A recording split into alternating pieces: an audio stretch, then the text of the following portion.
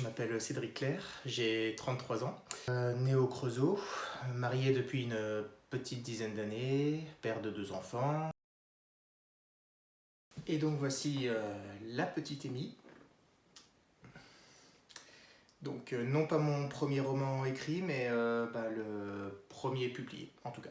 J'ai fait quand même une petite parenthèse sur ce livre pour dire qu'il est quand même destiné à un public averti. Il comporte notamment des scènes de violence, des dialogues plutôt crus on va dire, et surtout des scènes de sexe plutôt bien détaillées. Alors, Amy est une jeune fille de 14 ans, bonne élève, sérieuse, discrète et plutôt timide.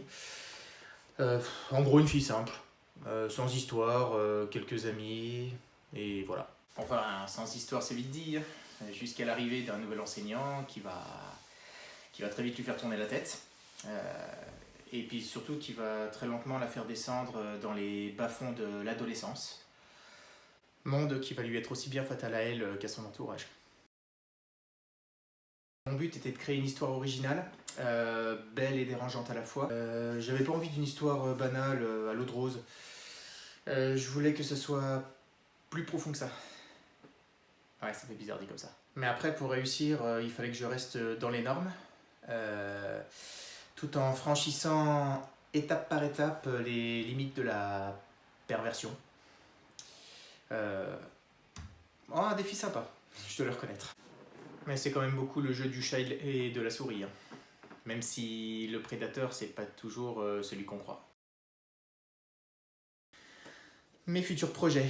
Déjà, il y a la suite de la petite Amy. À la base, je ne voulais pas faire de suite, vu comment le livre se termine, je voulais laisser le lecteur se faire son propre avis, on va dire, hein. Tous les goûts sont dans la nature. Mais finalement, on m'avait demandé si j'allais en faire une fois, 2 fois, 3 fois, puis finalement je me suis dit, ouais, pourquoi pas. Et donc le tome 2 s'appelle l'Academy 17, qui est la suite directe, on va dire, de la petite Amy. Et donc il y a le tome 3 aussi qui est sorti, qui s'intitule La fuite d'Amy. Et au total, il y en aura 4. Le 4e tome est en cours, je ne l'ai pas encore fini. Et voilà. Pour l'instant, ce sont mes seuls projets. Bien que j'ai plein d'autres idées en tête, mais on va quand même y aller mollo. Et donc pour conclure, je vais très chaleureusement remercier donc, la maison d'édition Les Trois Colonnes, hein, pour leur travail, surtout pour m'avoir donné ma chance, hein.